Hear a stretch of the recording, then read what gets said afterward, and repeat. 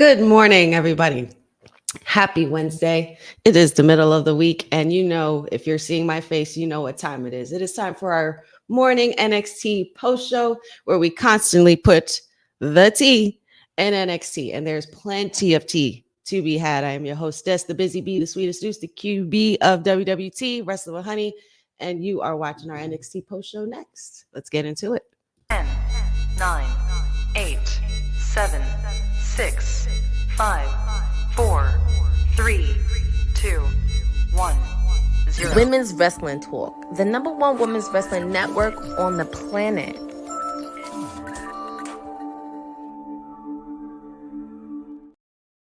Good morning, beautiful people. Great to see you. Always lovely to see you in the morning. Happy Wednesday. It is time for our NXT post show.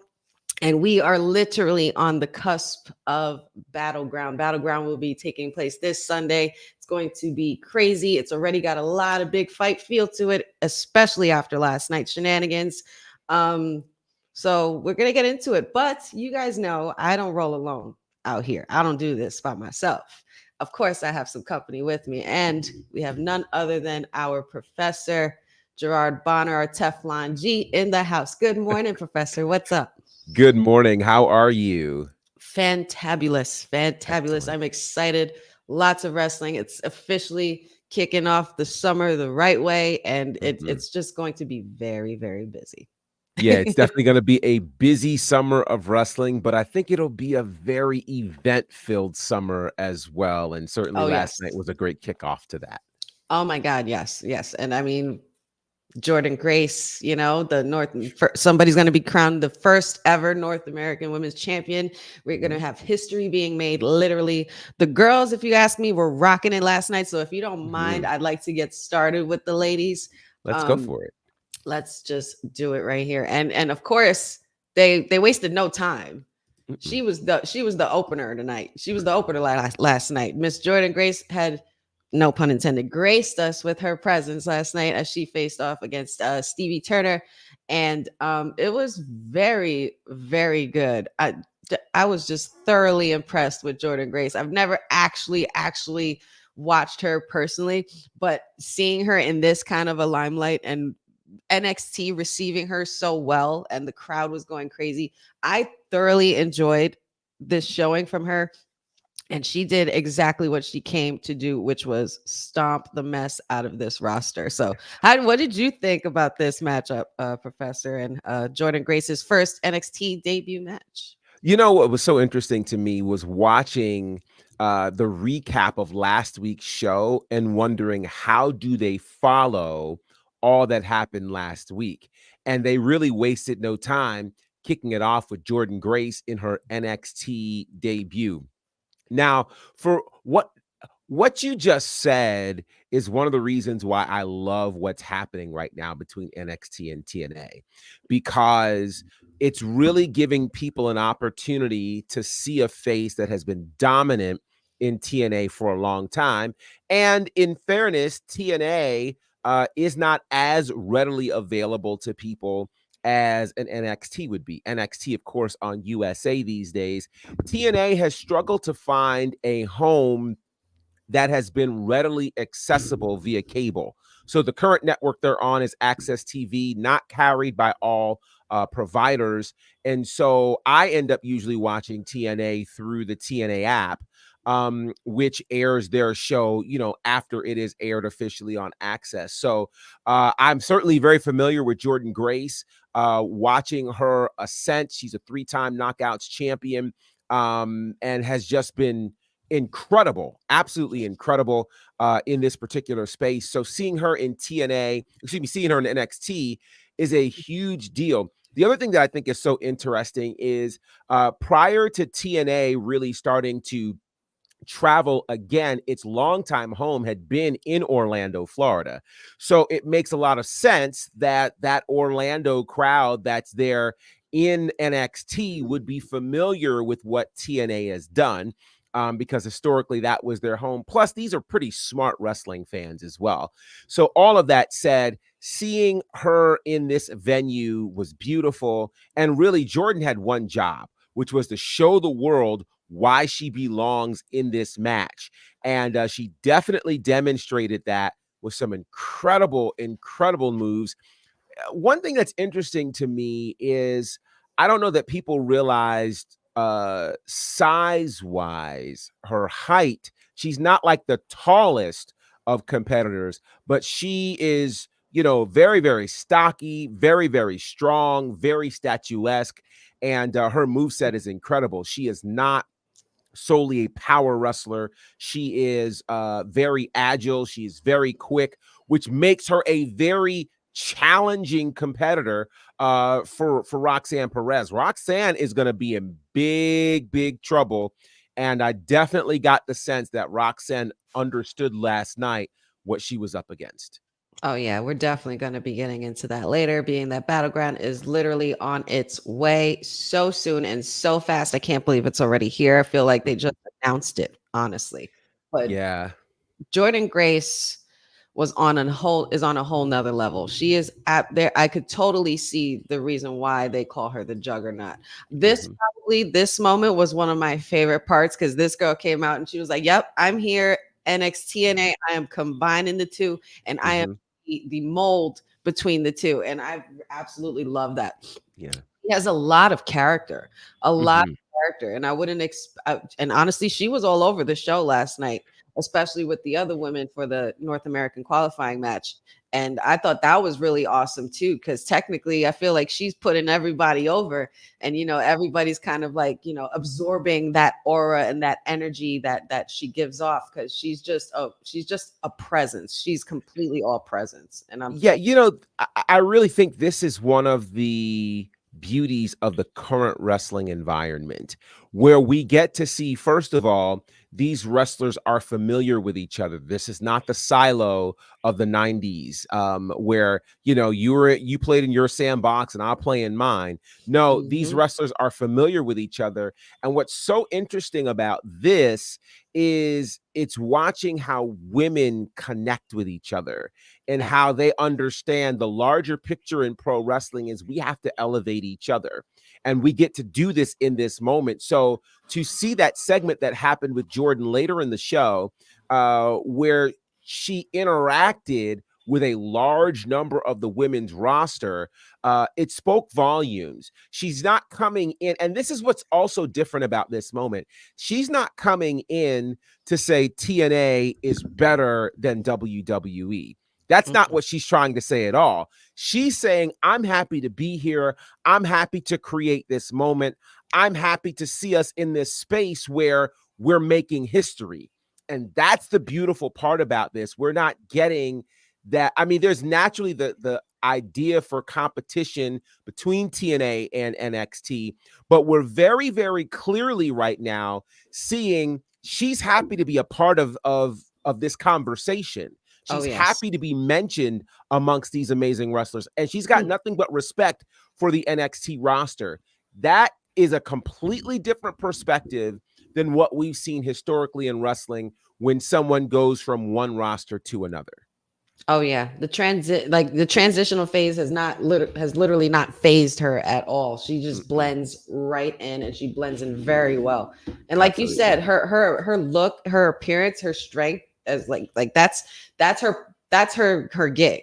You know what I'm saying? I feel like that's her. Once you like her silhouette, it's almost like kind of like the Jade Cargill effect. Yes.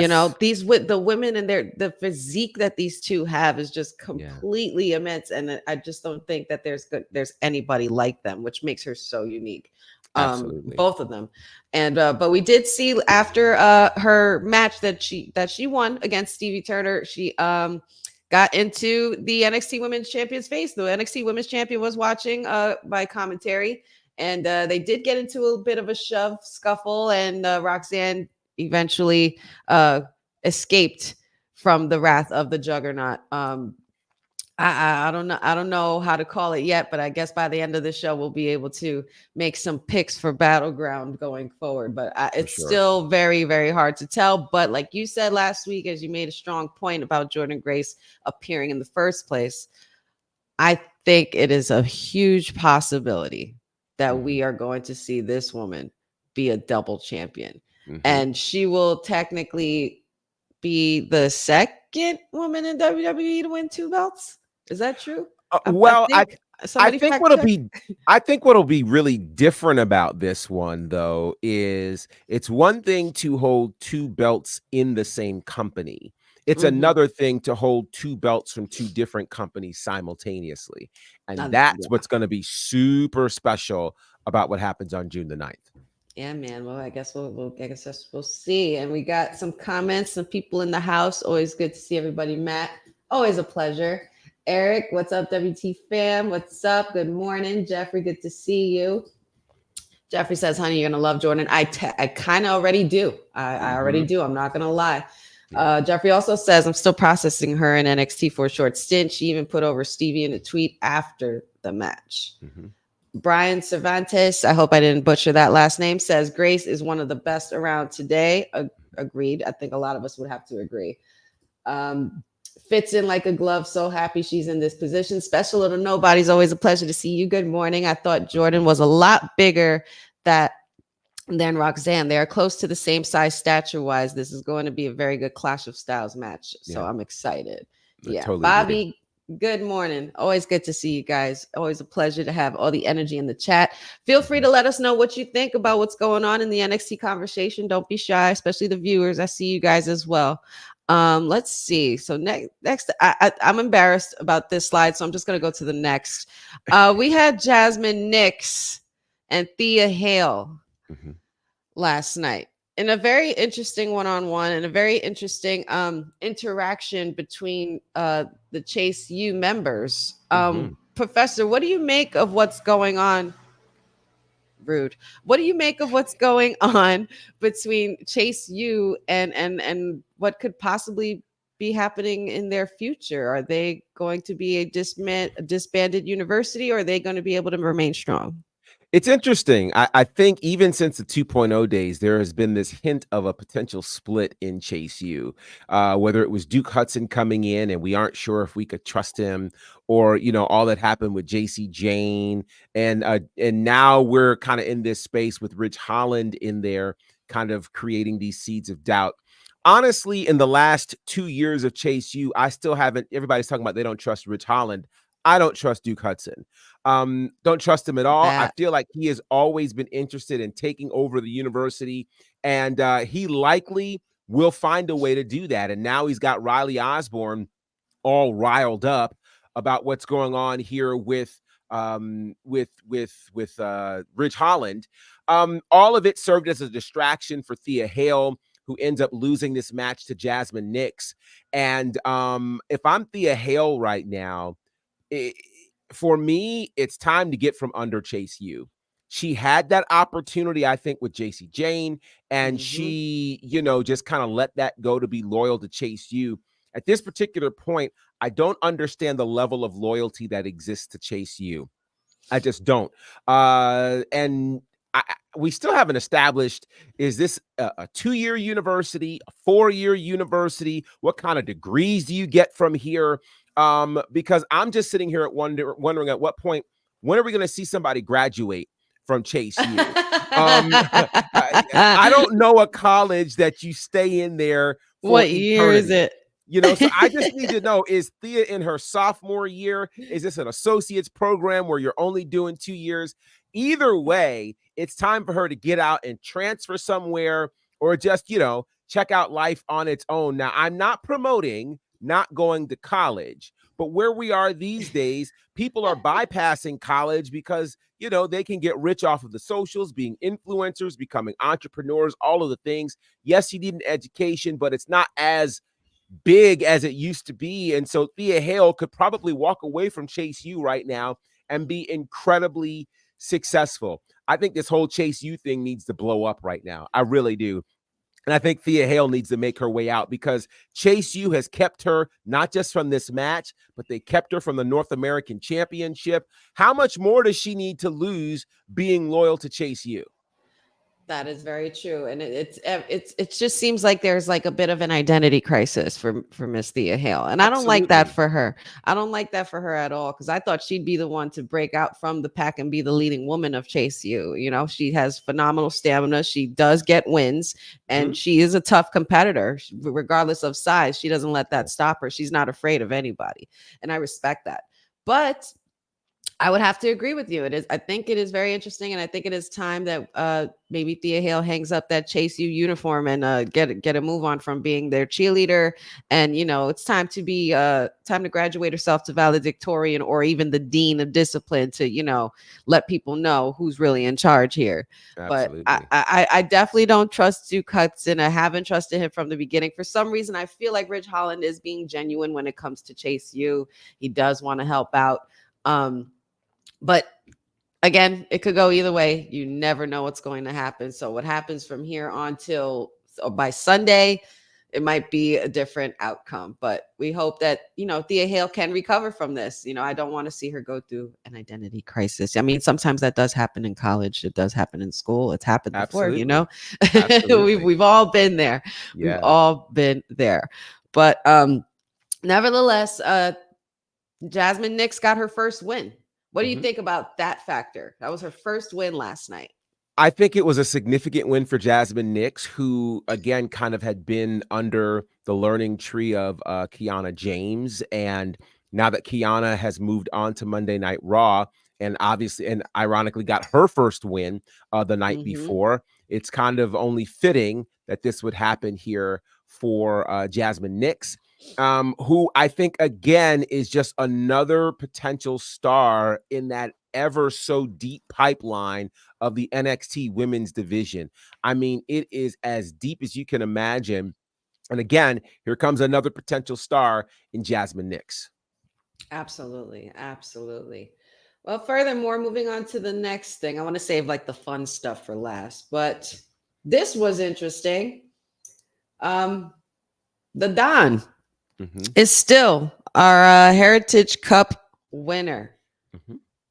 And it was quite an interesting ending to that match. It was very, very controversial. And it would seem that the Don is not going anywhere and is not bringing this cup anywhere else, and he seems to have gotten used to it. What do you make of the Don retaining the Heritage Cup, Professor? This one was interesting to me because if this was scored on points, Damon Kemp would be the Heritage champion right now. He would have the Heritage Cup. He absolutely out-wrestled the Don. The Don looks very unfamiliar, and I will say this, I don't say this very often, but if there were ever a personality on NXT that has not connected with me, it's the Don. I've ever since it, and maybe I'm harboring something from him, becoming the Don of NXT by beating Tommaso Ciampa during the 2.0 days, but he has never translated to me. It doesn't matter what position you put him in, doesn't matter who he fights.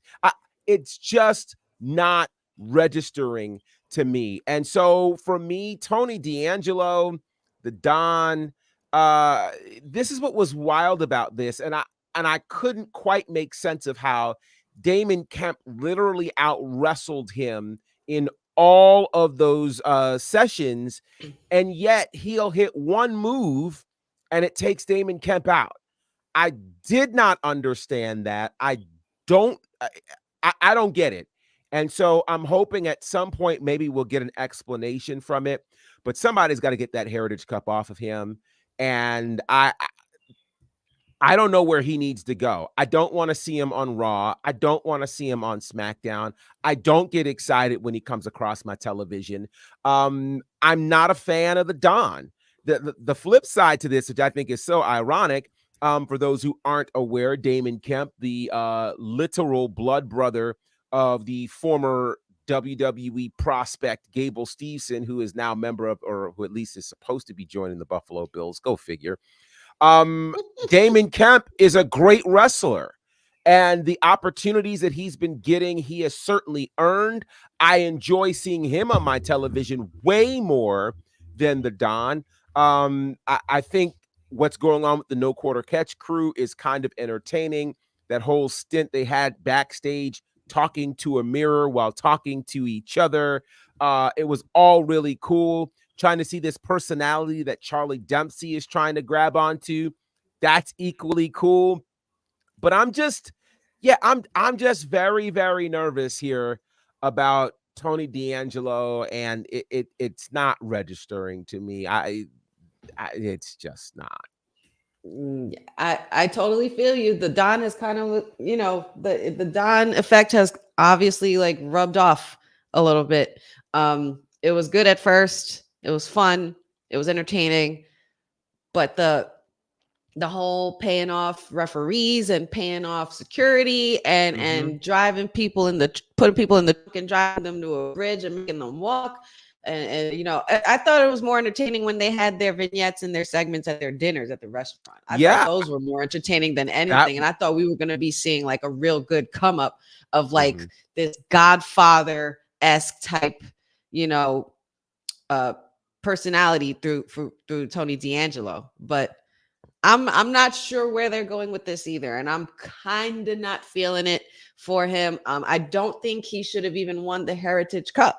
Quite honestly, that's my personal opinion. The Heritage Cup has always been a staple for the NXT UK, and for overseas and international superstars. Not sure where they're going to go with this, unless maybe there's something coming for the Don. Maybe there's walls and doors have been opening everywhere, so you never know what that could bring. But even with that, I don't know what else and where else and what other direction the Don can go in. He didn't even win the championship, but you could win the Heritage Cup.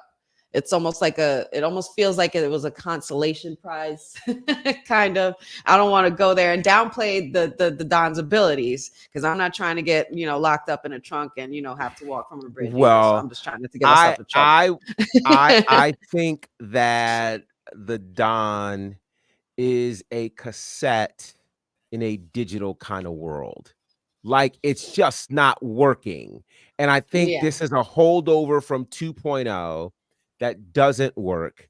And they need to go ahead and just, pivot, go to something else, let him undergo some sort of change, or put him in some other space, because this is just not working. And I think they've tried a ton of things.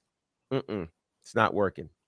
Yeah, it's not clicking. And then you have other superstars. You got, you have Channing Stacks Lorenzo, as well as I dig Luca, more. And yeah, absolutely. I dig them a lot more than kind of, what the Don is. Even Adriana Rizzo.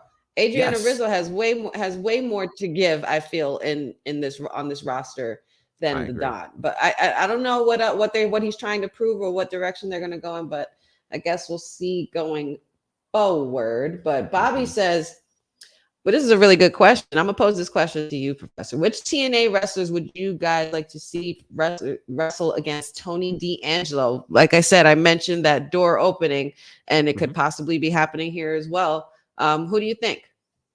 No one. I had a feeling that was coming. No one.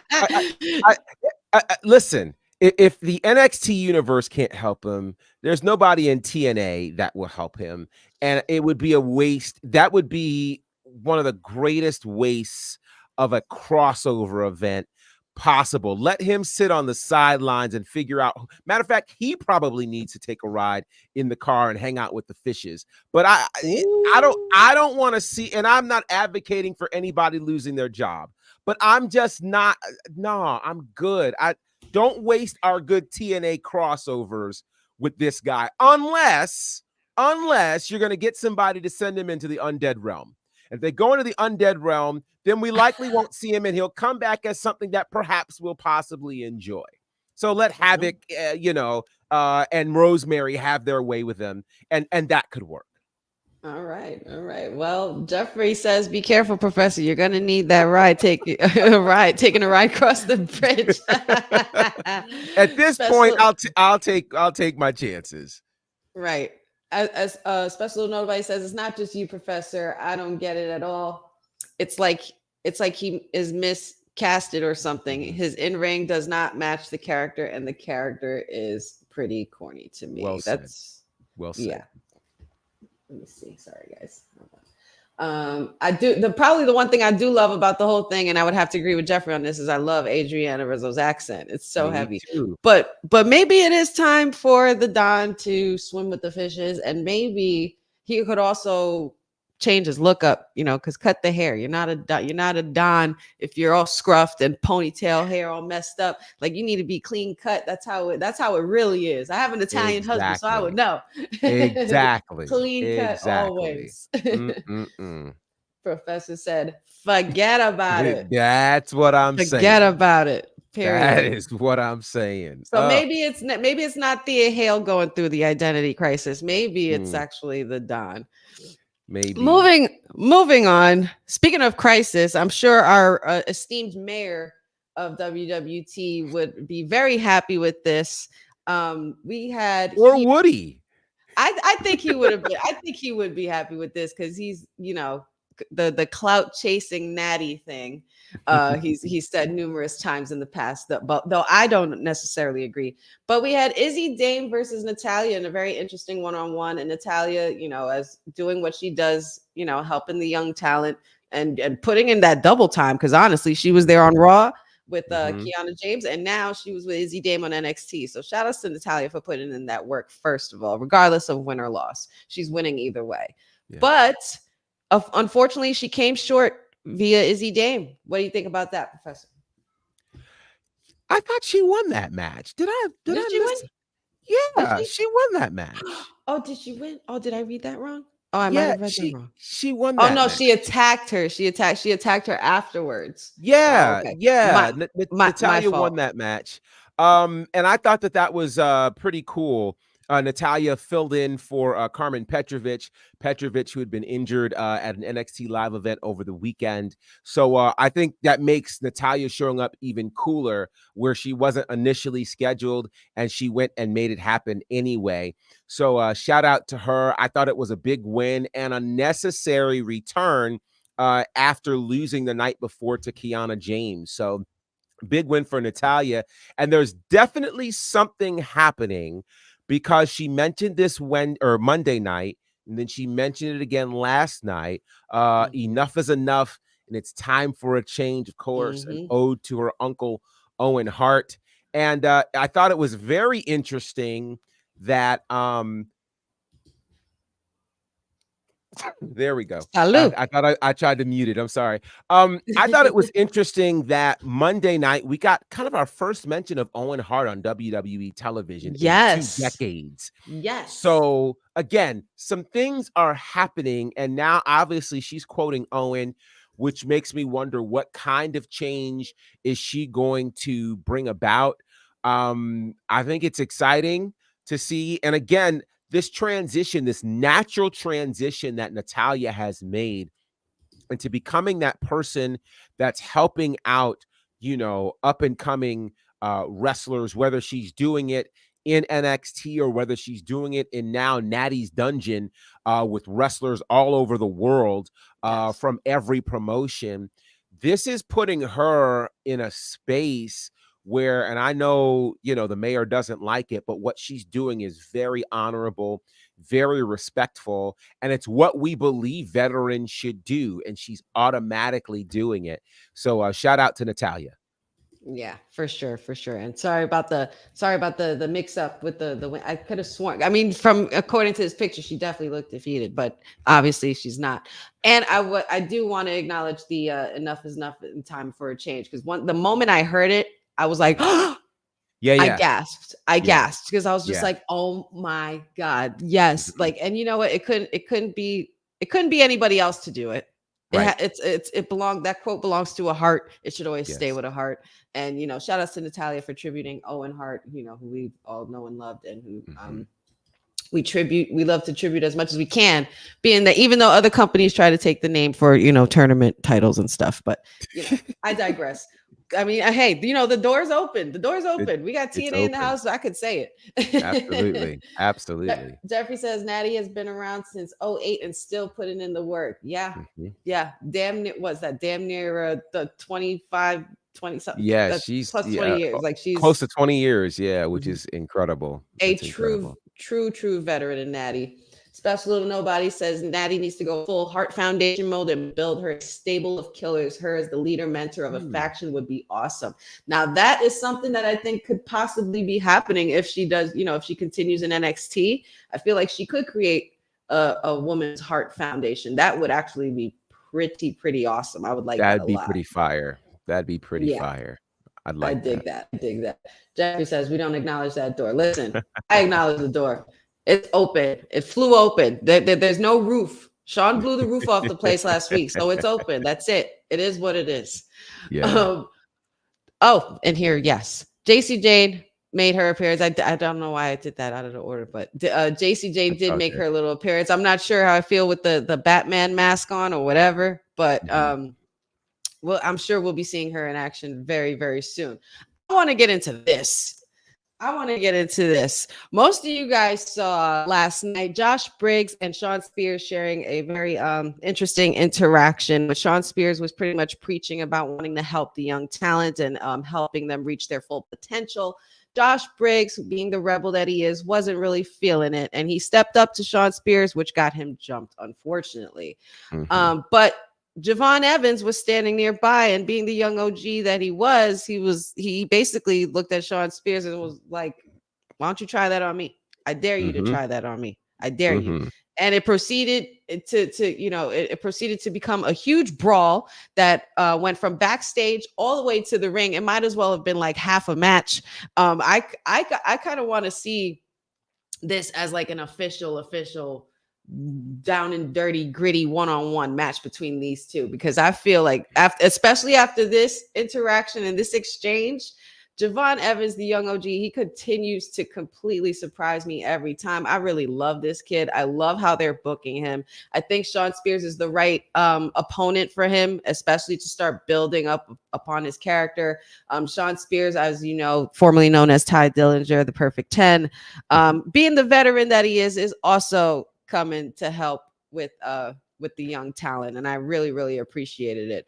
But the young OG taking himself to new heights. Like, just look at this. Like, look at his hops. Absolutely amazing. Professor, what did you think of the exchange between these two athletes last night?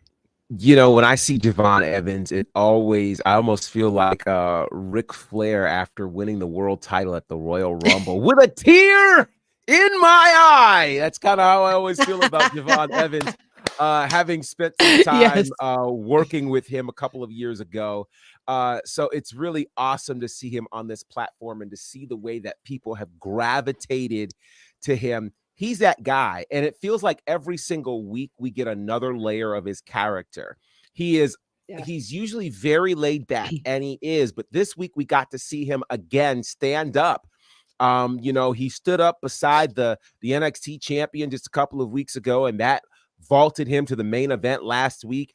And this time he's standing up, for the NXT roster to say, hey, look, I appreciate that you want to come and, do all of these things to help us, but you're not doing it the right way. And I'm going to stand up for us. And to kind of come in and do what he did in street clothes. Okay. Yeah, he's real different. He's real different. And the people love him. And you listen, I'm not going to be surprised to see all of the great things that are getting ready to happen for Javon Evans. But this is a match that I'm absolutely loving, and I'm here for it. Yeah, I want them to make this this match official like yesterday. Sean Spears is a great opponent, and he's turning out to be a great heel in NXT, which I never thought I'd really see. Right. But if you had asked me that Sean Spears was going to return and Javon Evans was going to be moving on up and they're going to be facing off one-on-one in 2024, I never would have guessed that. I never would have guessed that. So many things on our bingo card this year that we never thought we would have had. But I would have to agree, Jeffrey, this segment was insane. Javon Evans is unreal, a human highlight reel. I feel like that's what they should just keep calling him, a human highlight reel, because that's exactly what he is. He brings something every week to NXT, from jumping over a whole brawl of roster of superstars to challenge Ilya Dragunov, who was then the NXT champion at the time, to then going to side by side with the current NXT champion Trick Williams, as you said, in the tag team, to now this and standing up for the roster. Clearly, the way they're booking this guy Javon Evans is he's going to be next. He's the next up. He's our guy. He's going to be our guy in the future. You could tell Shawn Michaels loves to use him in any way possible that he can. And just the athleticism on this kid is absolutely unreal. It gives me Ricochet meets Reggie / formerly known as Scripps, who's now Akeem. What's his name? Sidney Akeem. Sidney Akeem. Yes. Like it just gives me very much that. I can only imagine like what his backyard looks like if he has like a bunch of trampolines and he's just doing a whole bunch of practices on studs. But the hops is amazing. It's very Montez Ford. I love it. Bobby says, I liked watching Javon Evans on NXT for sure. Jeffrey says, I want to see Javon Evans versus Rich Swann, which was I'm here for that. Really interesting. Can you handle this? I don't know if we can. Special Little Nobody says that boy is bouncy. He has a great upside, captured the crowd since day one for sure. Bobby says Javon Evans and Kushida would be excellent as well. That would be fun. Eric Isaac says Javon Evans and Leon Slater, please. That would be a problem. Oh my Lord, that'd be amazing. All right. I can't wait, because it's moments like these that always make me want to see more, and it help, like, ever since being with you guys, I've learned so much more about wrestling and other promotions than I ever have in my entire life. So seeing how this young man can move forward, and what else can come with that, and what other rivalries could come with that, especially with that door. Possibilities are endless. The similarities, the mention of Leon Slater, who spent quite a bit of time in the UK, and was one of the first recent new UK signings for the revamped TNA. They signed him, I think he was 18 or 19, like a real. So again, the similarities there are crazy. And one of his finishers, if you can imagine it, it's one of those things you have to see. It's a swanton that turns into a 450. You have to see it to believe it. So that's why when you put these two guys together, it's going to be a problem. An absolute problem. Swanton into 450. I can't even like mentally. I'll have to see if I can send you something so you can see it. It's amazing. Jeffrey Reimer getting excited about the Swanton 450. Absolutely. I guess this is something that I'm going to have to see. So I'll be relying on you, Professor. Make sure you send me that. I got you. Next up, we had our North American champion, Obafemi, come to confrontation with Gallus, which was a really cool exchange. I think that this was probably the biggest challenge that Obafemi has faced so far. Considerably, being that considering the fact that Gallus is such a strong force in NXT and have completely dubbed themselves in charge overnight, and they are just jumping the hell out of everybody. They're just coming from behind on everybody and just beating them up and taking them down, and they're here to take this division by storm, this whole roster indeed. But Obafemi had some words with Mark Coffey, who they will be seeing each other. Joe Coffey. Got those coffees mixed up. Joe Coffey, who's the leader of Gallus, and Obafemi will be facing each other in the triple threat match, along with this guy, Wes Lee, the former North American champion who never lost the title. And there were some words exchanged. Of course, it was just the final confrontation before this Sunday. This match is going to be absolutely epic. I think this match has potential to be one of the matches of the night, not the top match of the night, but one of them for sure. But unfortunately, with the numbers game wins again in this case for Gallus. What did you think about this, Professor, with this exchange? Yeah, you know what I think? I think one of the great jobs of any wrestling program, especially the show before the pay-per-view, the go-home show, their job is to do two things. One, create excitement for a match, Mm-hmm. and two, create the scenario where you really believe that anybody could win whatever match we're looking at. And I think Right. that's one of the things that NXT did really, really well last night. Coming into last night, I definitely felt like Obafemi's easily winning and retaining the championship. It won't be easy against a Joe Coffey or a Wes Lee, but he's Obafemi. After last night, I got questions. We had not seen Obafemi as compromised as he was last night. Of course, Wes Lee being the underdog, the smallest man in this crew. And I think one of the great things that Gallus did last night was remind us that in a triple threat match, it is no disqualification. It is no count out. So they could get involved and nobody could do anything about it. So this scenario that we saw play out last night could easily play out Sunday. And if it does, we're going to have a new North American champion. Oh yeah, for sure. I mean, just think about this alone before we even get to the match. Think about these three athletes. You have the giant in Obafemi, you have the cruiserweight and the high flyer in Wes Lee, and you have the ground and pound bruiser in Joe Coffey. How well do you think these styles will fare in a matchup for triple threat action this Sunday?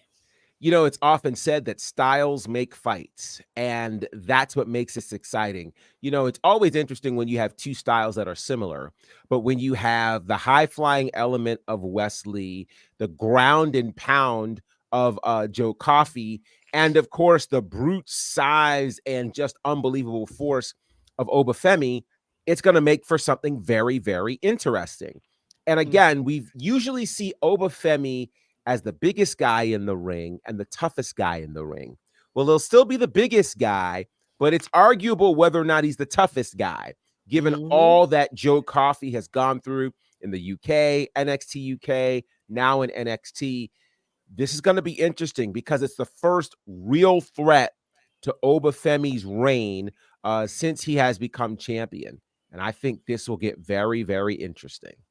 Oh yeah, for sure. But for some reason, I have a good feeling about Obafemi coming out on top. But then again, I might be wrong because Wes Lee posed such a threat, even though the size indication in this case is not really a threat. But Wes Lee is a threat because he's hungry and he has something to gain from this. He wants to get back that title that he never lost.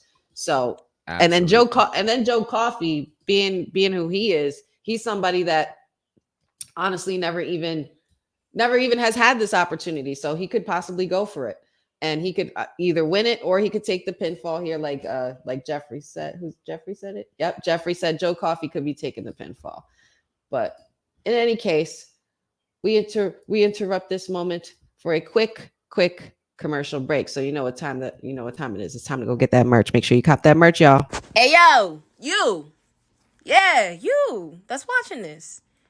You sitting on the couch staring at the screen not knowing what you want to do like this is an online college. Are you tired of wearing shirts that make you look like an extra stuck in catering? Do you want to step your wrestling swag game up to the next level? Then Women's Wrestling Talk has got you covered. Like literally. Are you for life in pink or black and white? Or maybe you're the EST and people need to respect you accordingly. Want to put some pride in your stride and show off the muscle in your hustle? Then make sure you check out the WWT store. Not now, but right now. Alright? What you waiting for? Head to wwtalkpodstore.com and don't make me fight you. Shit. Don't make her fight you. Go get that damn merch. Professor has a quick break, but he will be right back with us momentarily. But yeah, let's go into some of these comments. Special Nobody says something different about Wes since his return. He seems more confident and comfortable on the mic. He added whatever was missing before. He just has more now to me. I would actually have to agree with that. Like I said, just said to a professor, he is a lot more hungrier this time around, being that he has a lot more to gain, nothing to lose, being that he's not even the champion anymore, but he has everything to gain because he was the former North American champion and he never officially lost it. He had to forfeit it, unfortunately, due to almost a career ending injury. And I just still cannot believe that we are seeing this young man about to go into a triple threat match for the title like it never happened. So shout outs to Wesley for the recovery, for such a strong recovery. And we'll make some picks later going forward when we talk about Battleground coming up with all the matchups. Bobby Petito says Joe Coffey and Wesley are great opponents for Obafemi. I would have to be inclined to agree. Eric Isaac says, love to see the Rascals help their boy Wes win the title. That would be pretty interesting. You want to talk about that door. I can't get behind Gallus for some reason. They don't do it for me. I think, you know what it was? I felt that way at first in the beginning, and I guess rightfully so, because they didn't really I feel like I don't really feel like anybody got behind them when they returned to NXT, coming from NXT UK. But for some reason they're doing it for me now. And especially finding out, what they've been doing behind the scenes. I mean, they were helping Dwayne "The Rock" Johnson get in shape for WrestleMania 40, which was the biggest WrestleMania of the year. So I have to give them respect for behind the scenes. I think probably the reason why a lot of people get lost with Gallus is because they weren't really on the forefront. Now that they have established themselves as a dominant faction in NXT, we're going to be seeing a lot more of them. And Professor is back. We had a quick commercial break. And let's move on from this madness. We have this. Speaking of madness, everybody was getting jumped, man. Everybody was getting jumped yesterday. Josh Briggs was getting jumped. Sean Spears was getting jumped. Gallus was jumping Obafemi and Wesley, and now we have these poor guys. I feel bad for these guys the most. And what's crazy is that I never thought I'd be saying that about Axiom and Nathan Frazier, because just weeks ago we'd established, Professor, if you remember, that we didn't really care about these two at first. And now we do. Now we do, because they are going against these veterans in the Good Brothers, that the OC, that pretty much helps and makes you care about them. This actually made me care about them even more. I'm like, oh, these poor guys, they're just out here trying to sign autographs and sell some merch, and they're minding their own business. And what happens? All hell breaks loose, and the Good Brothers just completely lose their minds on them in front of fans. It caused quite the scene. It caused quite the stir. It took a while for security. That's not the right one. Everybody getting jumped, like I said. It took security a while to get them separated, but the Good Brothers did come out on top in this case so far, even though we did see an exchange later on from Nathan Frazier and Axiom, and they seem pretty pissed. They seem pretty pissed off. And I think I like this for them. What do you think about that, Professor? Firstly, I think NXT keeps proving that something can jump off at any given time. Whether you're in the parking lot, if you're in the locker room, the backstage area, now you can't even sell merch in peace. That's great if you're a fan, because to see all of the fans with their phones out, realizing, okay, this isn't something you see every day. This is crazy. Yes. That was exciting to see. With that said, I think this was the fire that Axiom and Nathan Frazier needed. They've been kind of this happy-go-lucky, we're just happy to be here. We're quick, we're fast, we do flips, look at us. And now they've got a reason to fight. They're being attacked. And I think that's good for them. Yes. On one hand, I think because of the incredibly imposing nature of the Good Brothers, that, they naturally have a chance to win this thing on Sunday. But I think that this was the kind of fire that Axiom and Nathan Frazier need to kind of walk into this match, even though they're kind of underdogs, to kind of have some reason to really fight. and for us to care. So as strange as it sounds, I think this was much needed in this particular story. And it's got us very interested, I think, in watching this match on Sunday. Yeah, it was very, very chaotic. But knowing the history that the Good Brothers and the OC have, and, as far as their tag team runs and as far as their abilities in the ring, they're gonna make these guys look so good. I mean, both teams are gonna look great going against each other. Like I said, I feel like the styles are gonna clash a lot really well or blend well in this case. Like we said, Nathan Frazier and Axiom, they have something to prove now. They're defending NXT. They're defending NXT tag team champions. It's time to step up. It's time to move on up or step up, or get moved or get stepped on in this case. Right. Jeffrey says something interesting here. And I want to know what you think of this, Professor. Something in the water in NXT for people to be getting jumped last night. And I couldn't help but feel the same last night while watching this. I'm like, what's cooking? What's going on? Why is everybody getting jumped? I mean, it's the big fight feel, obviously, for Battleground. So it's just the anticipation of it. But even maybe there's something bigger that we're not seeing, that there's all this going on. Ava seems to have a lot on her plate. But what do you think about that? Well, I think NXT is destination right now. I mean, I think NXT is still benefiting off of the Sexy Red appearance last week. Not just did the ratings go up, but the conversation about NXT was talked about in places last week that NXT has never been talked about before. It was a topic of conversation in hip hop spaces, on podcasts, a non-wrestling podcast. There's even a mention of it on Billboard. I mean, like, it's everywhere. And now when people are talking about Sexy Red, which interestingly enough, there's a story that just dropped about the top 10 female rappers right now. And Sexy Red is number 2, only behind Nicki Minaj. And in the story, which is wild, and in the story behind this, Sexy Red at number 2, they reference her appearance in WWE.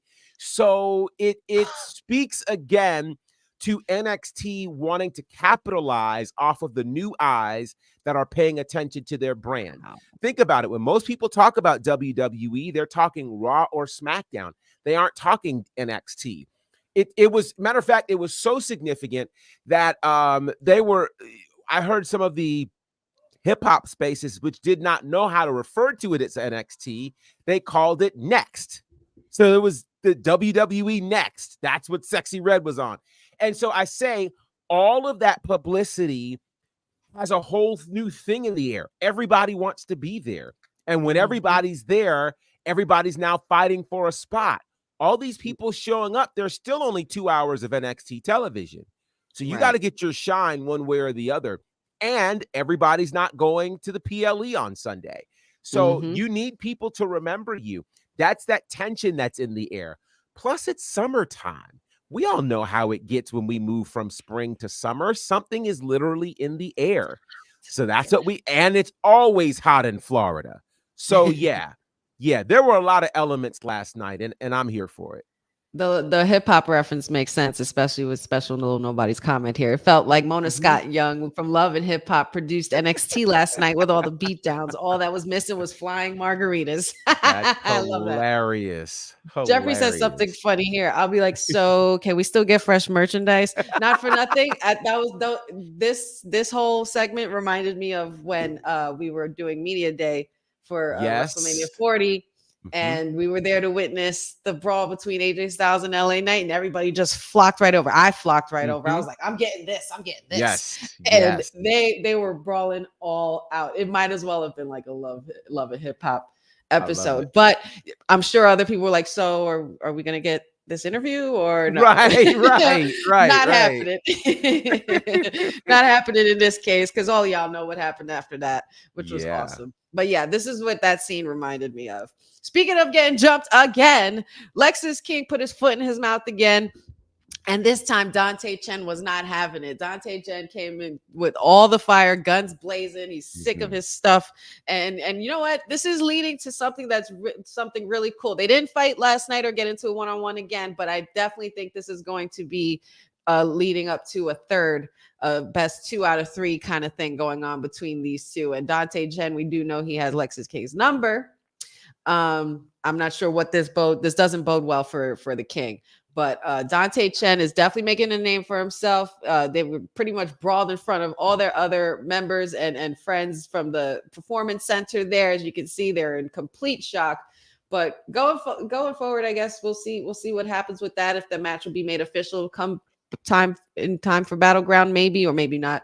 Well, maybe afterwards. I would think it's actually, as I say, the match itself has been made official for next week, and it's going to be a Singapore cane match between Lexis King and Dante Chen, which I think is very interesting.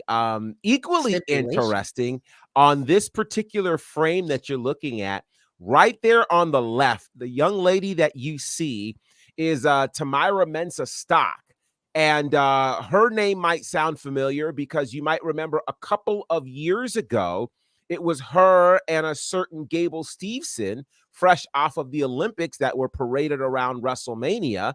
And there was a lot of excitement about them. Of course, most of the shine went to the now defunct Gable Steveson. But very quietly, Tamyra Mensah Stock has not just been training with WWE, but she's been having matches there on the NXT Live Loop. And now she's making it to TV, even in this small space. So expect to see her. And again, you start talking about tension and all of those things. You've got another Olympian, but a female Olympian in the female roster for NXT. Yeah, there's a lot of tension in the air right now. And I see why. There's a lot going on. That's pretty crazy because I didn't even point that out. I completely forgot about that. That's awesome. Oh, yeah. But shout outs to Miss Mensah Stock, because obviously if they show you on TV, that means something's coming for you a little later, that we will be seeing more of you. So that's really exciting, especially for the women's division. Now this, you want to talk about interesting for the women's division. This was something that I did not see coming out of these vignettes and promos lately. Somebody has been snoring. We've been hearing it for the last couple of weeks. Somebody's been snoring. Somebody's been sleeping. Somebody's been snoozing. And I'm wondering if I don't think it's Wendy that's sleeping. I think it's been us. I think we've been sleeping on Miss Wendy. And she's putting on her slippers and brushing her teeth and pajamas, but then she looks in the mirror and we get a slight glimpse of Wendy, but then we get something else, which leads to this. Professor, what do you make of this image?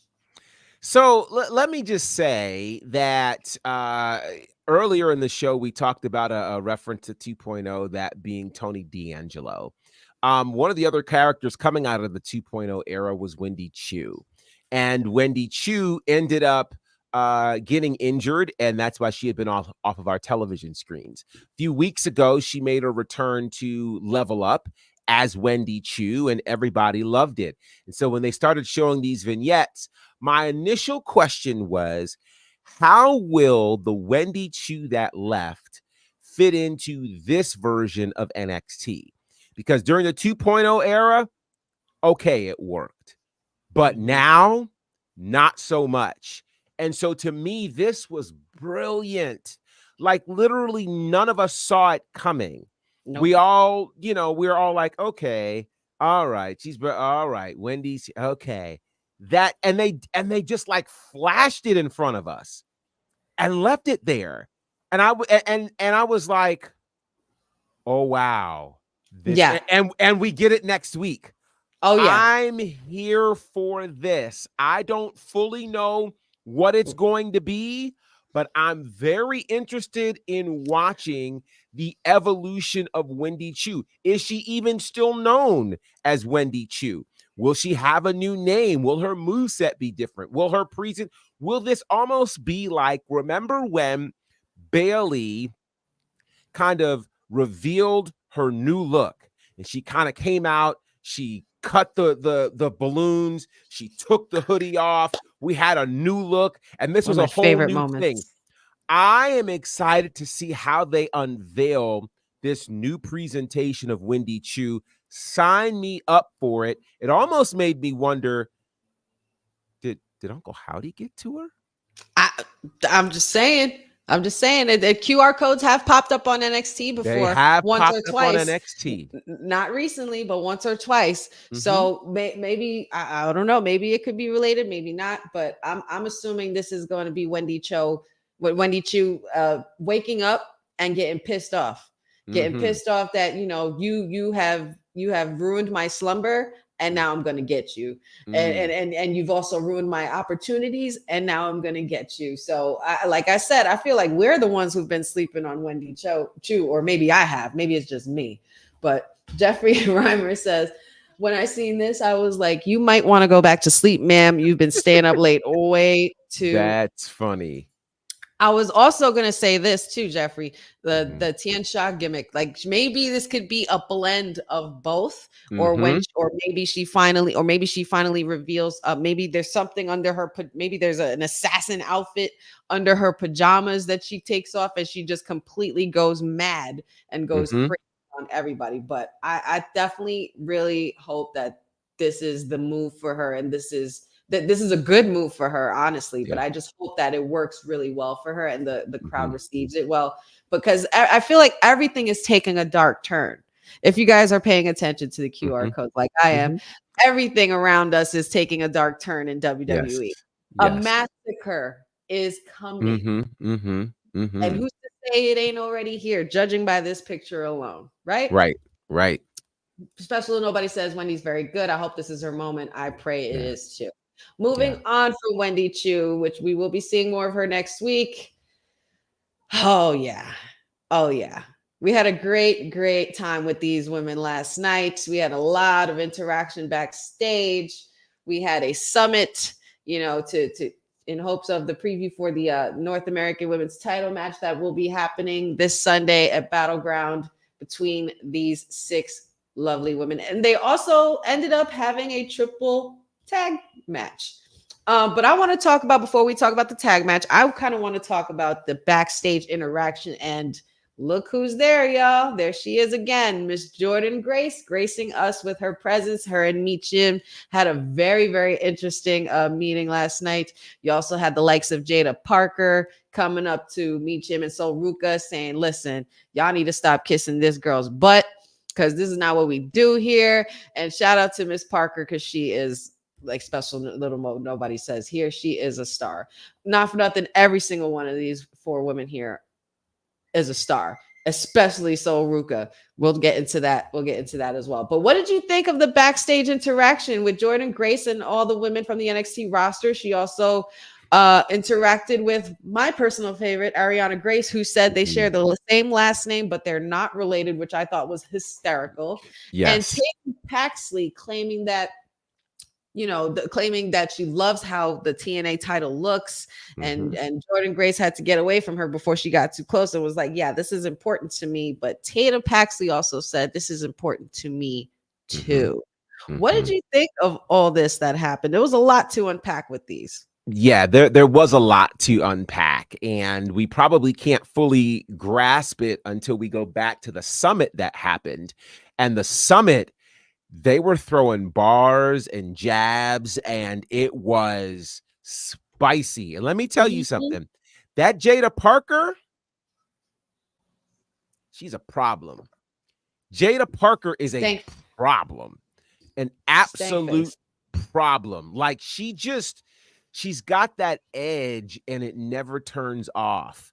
And watching these 6 women interact in the way that they did, I thought was massive. And then moving to that backstage segment, where again, just there were so many things that were dropped from Meechin and Jordynne Grace talking about their TNA days and just saying we never imagined us being here, to all of the other moments that happened. Again, Sol Ruka getting involved, Jada Parker getting involved, Ariana Grace, and that whole Grace, we're not related, kind of made me think about the cage issue in AEW, where you have Christian Cage and Brian Cage and all of these cages going on over there. Ethan then Ethan Page and like all of these things. Page. Yeah, and then it leading to the 6-woman tag, which, one of the other lost things that I'm really glad that Booker T just kind of threw out there was the idea. He said, did I miss something? Did Mr. Stone get promoted or something? Because it's almost like he's acting like the assistant general manager, spicing things up and mixing up these 6 women into 2 trios that were unpredictable, that absolutely fell apart as we knew they would.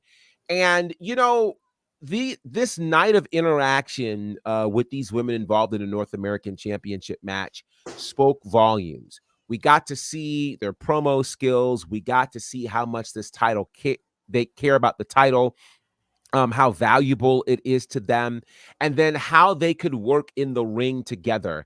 To me, it was amazing seeing the first real interaction between Lash Legend and Jada Parker. And I said, ooh, I didn't know I needed this, but I need it. Mhm. And I'm going to make a statement because I wish my guy Mex from Wrestle Extra was here. Mex has been very strong and very high on Kaylani Jordan.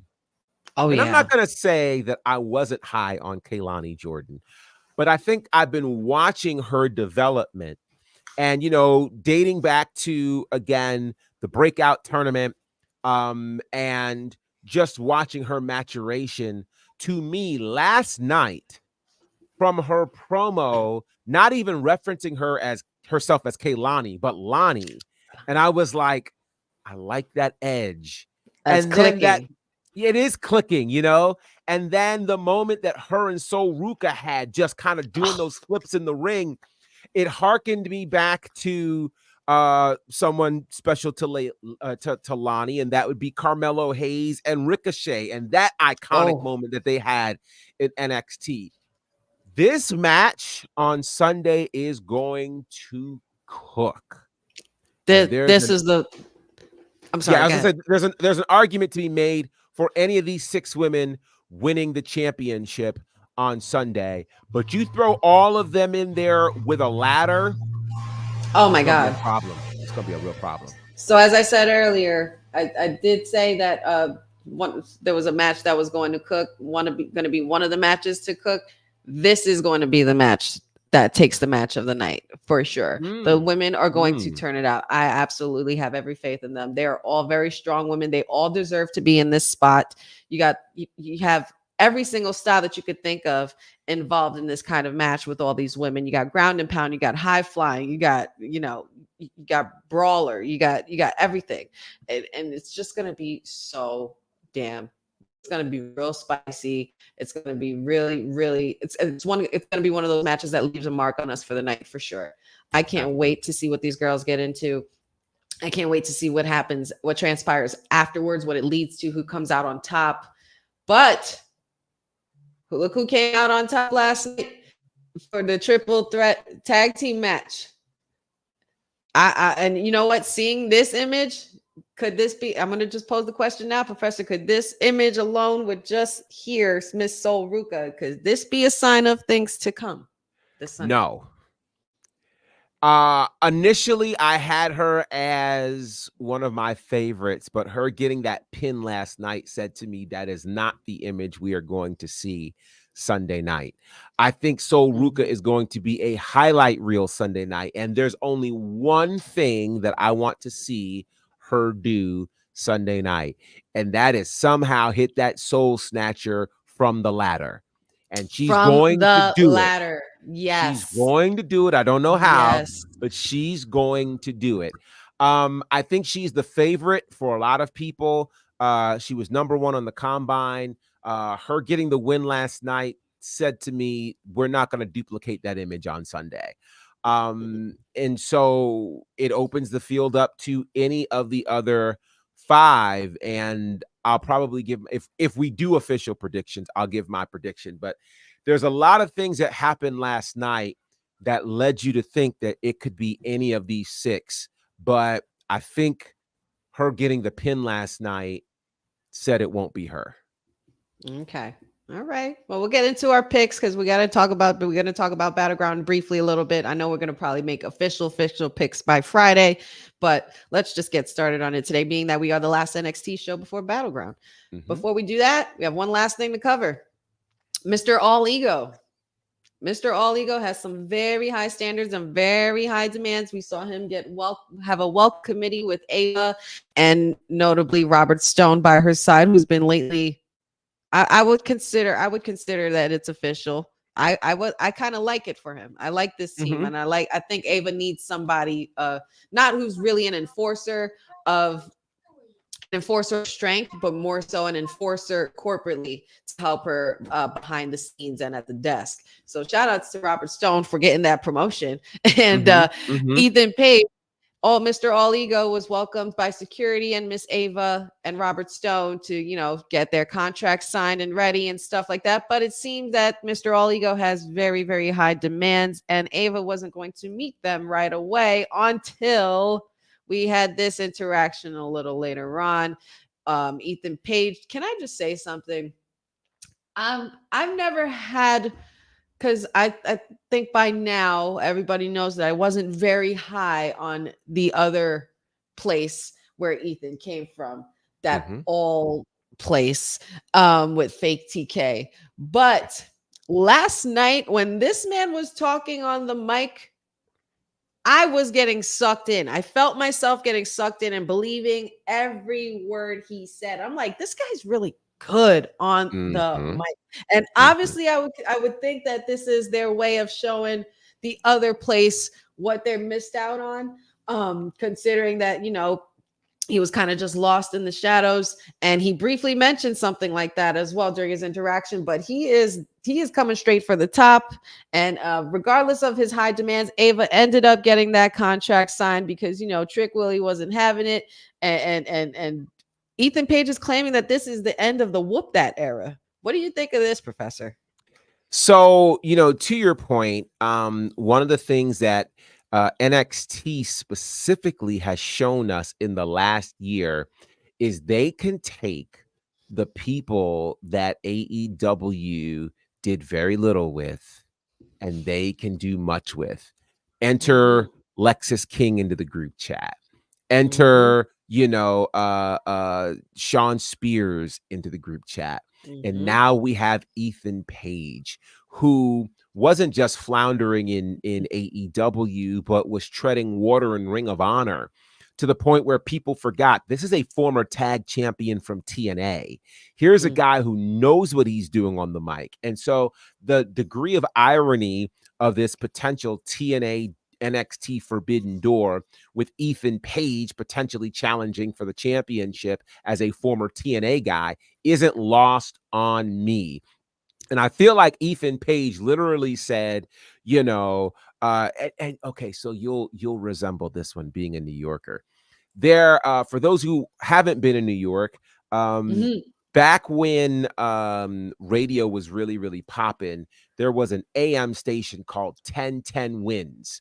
And what they would say is their commercial was, you give us 10 minutes, we'll give you the world. And last night, Ethan Page said, you give me 10 minutes, I'll give you the world. And that's what he did from the start of the show to the end of the show. He showed why we should be making a big deal about Ethan Page and why AEW just lost, in the words of DJ Khaled, another one. And so I'll tell you what happened last night. Last night made me believe that Ethan Page could be the NXT champion on Sunday. And I'll go so far as to say Ethan Page said something that hasn't been said on NXT television, which is he referenced the upcoming deal with CW. And he referenced the fact that, hey, you need a star to take you to our new home.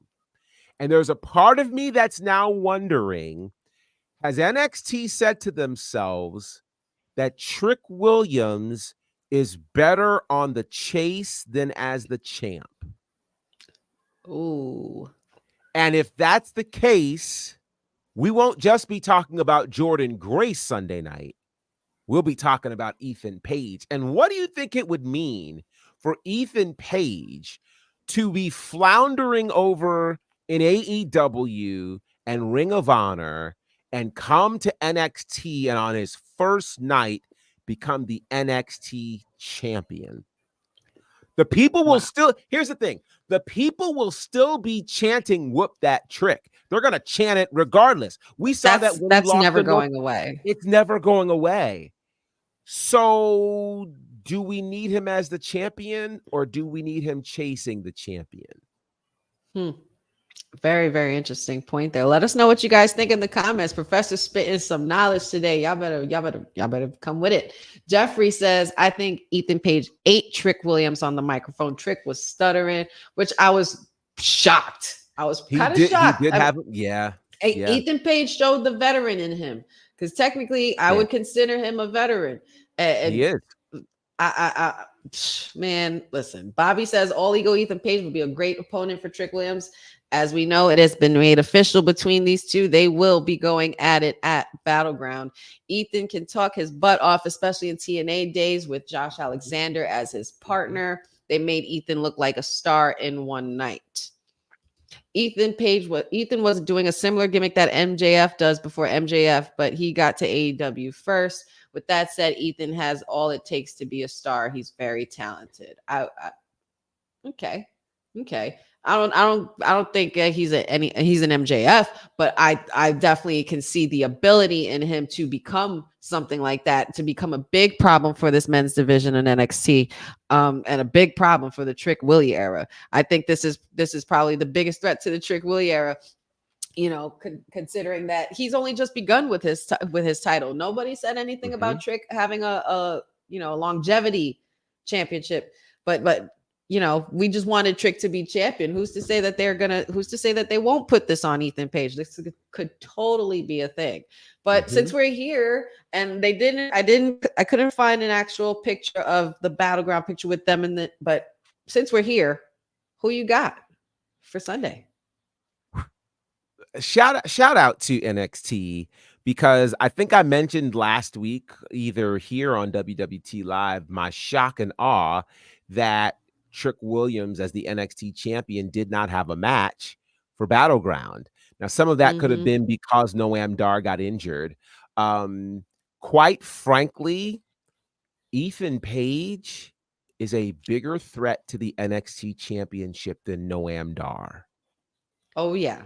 And so this is Trick Williams' first PLE as NXT champion, and I'm afraid it could be his last.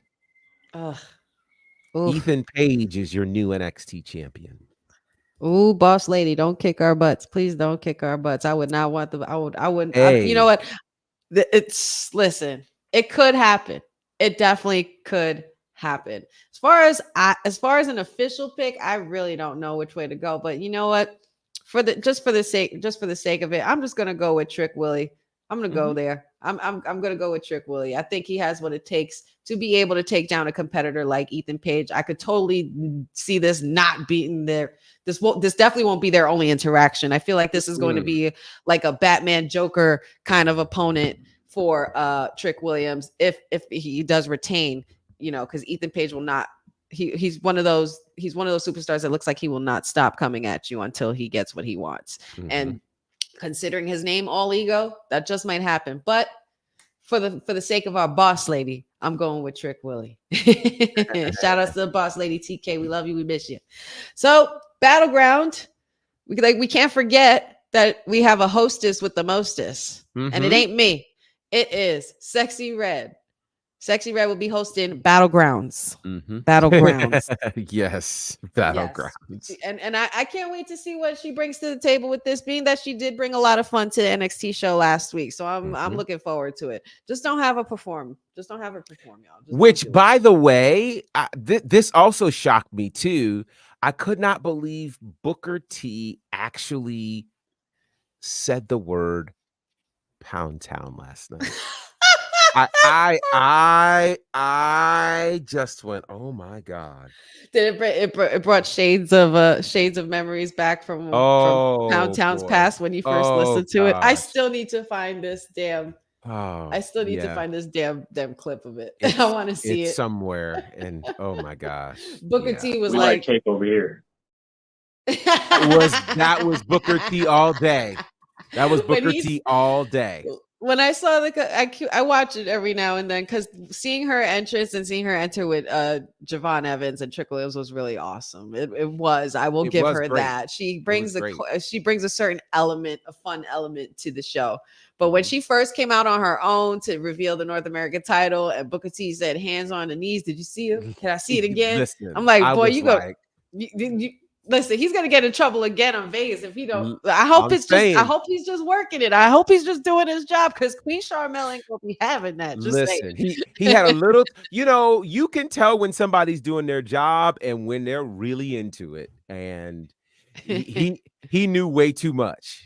He Yep. knew way too much. Jeffrey Roberts says, "How does Queen Charmel put up with him?" I don't I know. don't know. I don't know. As I long don't as she know. doesn't perform Pound Town, as long as she doesn't perform at all, like just don't perform. You're Yeah, good. yeah. You're Her good. her catalog is not one that should be performed in an NXT space. Absolutely not. I mean, I get it. It's Vegas, but this is still a family show.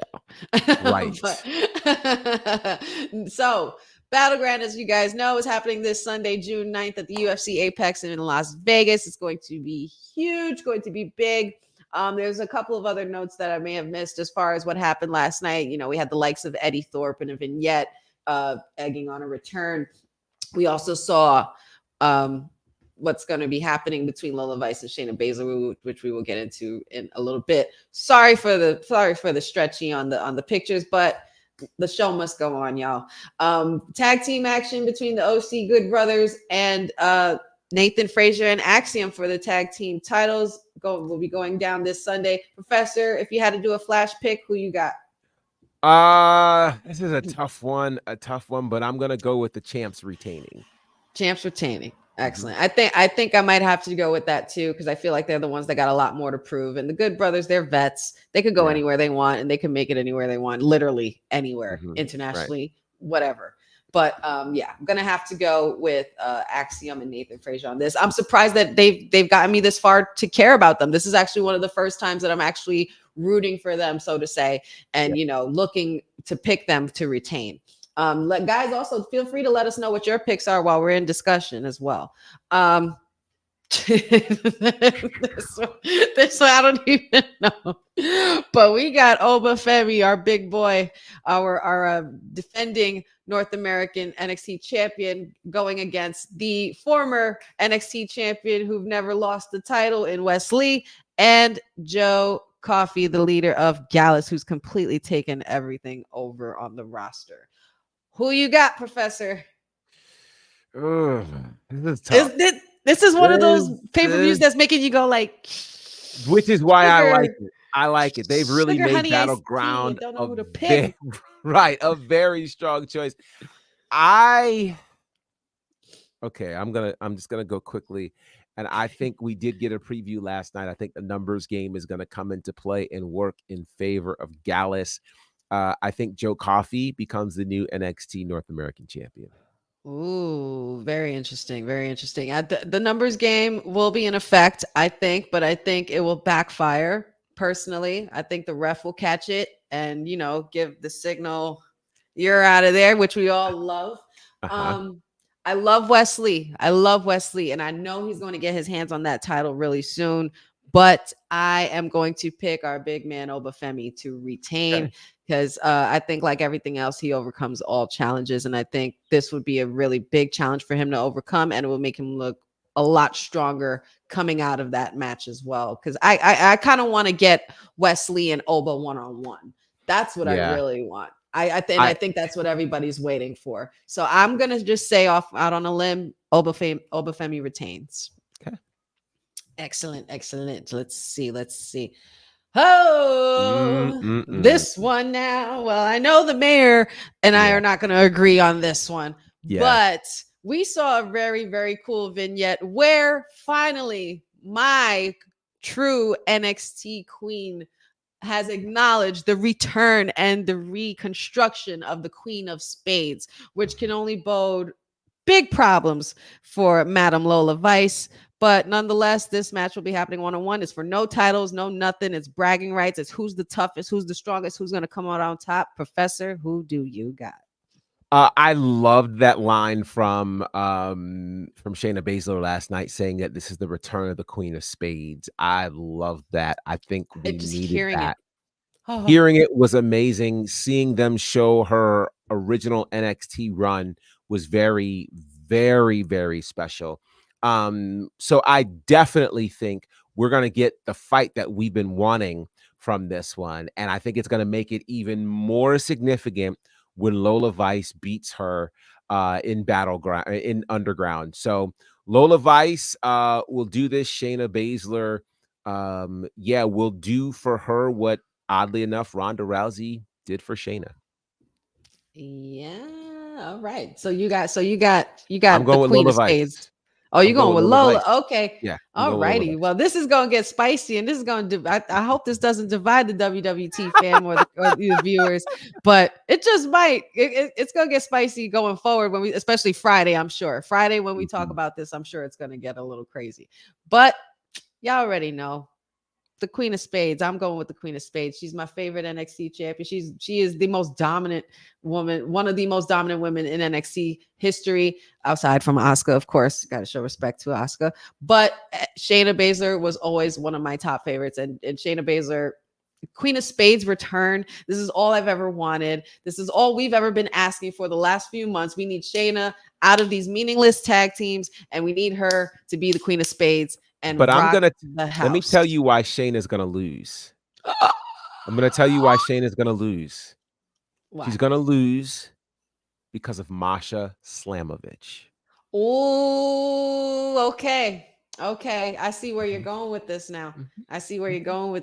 Okay. Because you're trying to bring it. You're trying to run it back. Battleground is going to be where we really start to see this TNA NXT situation really blossom, and Masha Slamovich will be part of that. All righty. Well, I mean, hey, that you could be right, you could be wrong, but I'm definitely gonna stick with Shayna. That's my girl. Regardless of whatever happens, it's gonna be a freaking banger. This match is gonna be one that takes the cake for sure. Let's see who we got next. Well, we got this as well. Good luck picking with this one. Who you got on this one, Professor?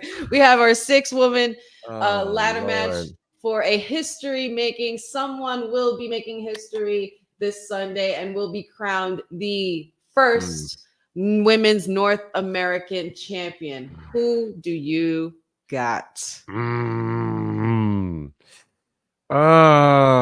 This one's very, very difficult. Like I said, I think a case can be made for all of it.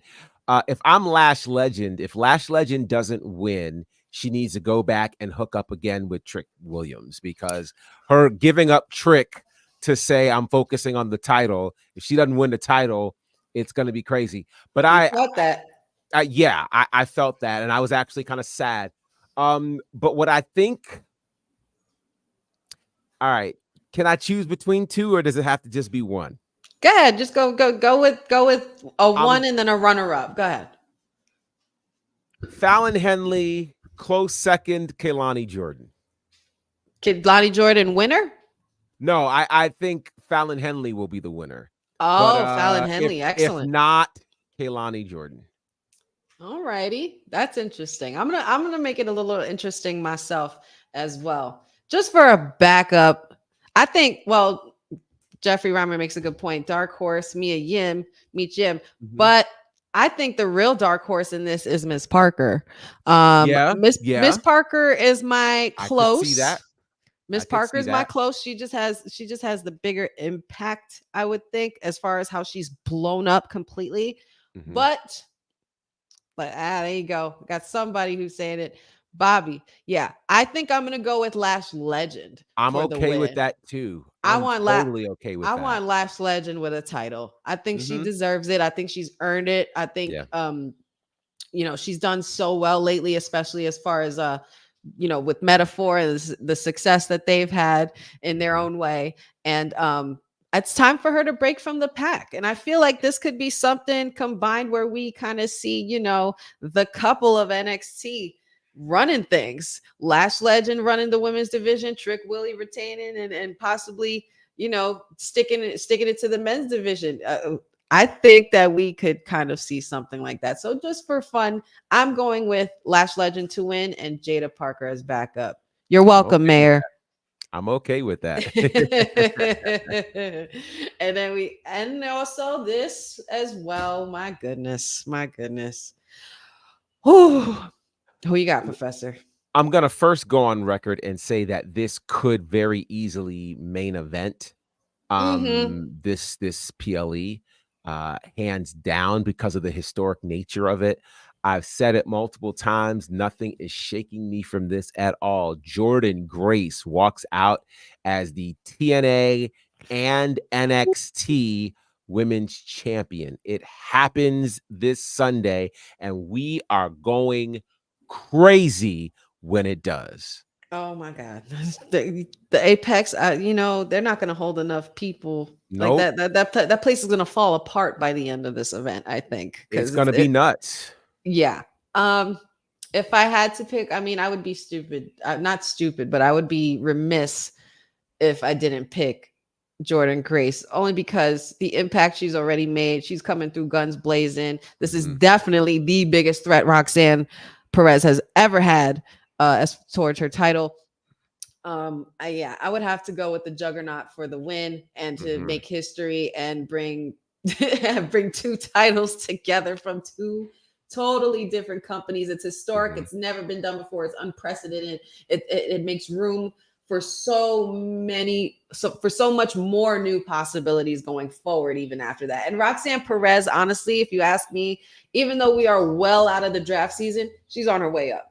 If you ask me, she's definitely on her way up. So for this to happen, for this to transpire, for the match to even happen in the first place is a big deal. But I definitely think that Jordynne Grace walks out with 2 belts in Vegas. I'm fully convinced. Absolutely. I'm fully convinced. And considering the way she pushed her, can you imagine how crazy this match is gonna get? Right.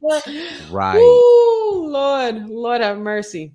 But yeah. And then, of course, we have Ethan Page and Trick Williams, which they didn't put out the slide until probably later today. But Trick Willie and Ethan Page, you said Ethan Page would retain. That most likely might be the main event, though this could very well be it. Or Lola Vice and Shayna Baszler even as well, if you're trying to make an impact. But yeah, man, we got a lot going on for Battleground. NXT Battleground is going to be lots of fun, especially with Sexy Red being your hostess with the mostest, like everybody loves. But that is all we have for our NXT post show. Thank you all for joining us. Professor, where can everybody find you? You guys can find me, of course, at bonnerfide across all of the socials. You'll just find everything there. Just dropped, strangely enough, a new video right before we went on the show, talking about my thoughts on this new Forbidden Door between NXT and TNA. So check it out on my socials at bonnerfide. And I'll give you guys a full rundown later this evening, where you can catch me on WWT Live, 6 p.m. Eastern, 5 p.m. Central, 3 p.m. Pacific. We'll get into this and a whole lot more. Excellent. You guys know where to find me. I'm here Monday, Wednesday, Friday with the WWT Live crew. Don't forget to tune in every Friday after WWT Live to our Honey SmackDown watch along. And that one's going to be a little crazy this week, I believe. Also, don't forget, next Wednesday, we have our NXT post show. I'm not sure what will be happening as far as a watch along for Battleground, or if there will be one or anything like that. But I'm definitely know that we will be talking about the aftermath come Monday. Wrestling with Honey, everything Wrestling with Honey on the socials, TikTok Wrestling with Honey, Instagram Wrestling with Honey, Facebook Wrestling W Honey, YouTube Wrestling with Honey podcast. Don't forget to check out my socials for the Honey Pot predictions and a new series that I have out called Short and Sweet, which Sabrina Carpenter, off topic, Sabrina Carpenter took my title because that's the name of her new album. But that's okay. We're not going to talk about that. But I have a Short and Sweet segment where we talk about all things that are your favorite, all favorite things in wrestling, in the wrestling business, where we could talk about who's your favorite manager, who's your favorite tag team, what's your favorite finisher, all kinds of things like that. So if there's any other topics you guys might have, feel free to send them my way. Shout outs to everybody in the chat: Jeffrey, Bobby, Matt, special little nobodies, Eric. Always a pleasure to have you guys with us. I'm missing somebody. I know I'm missing somebody.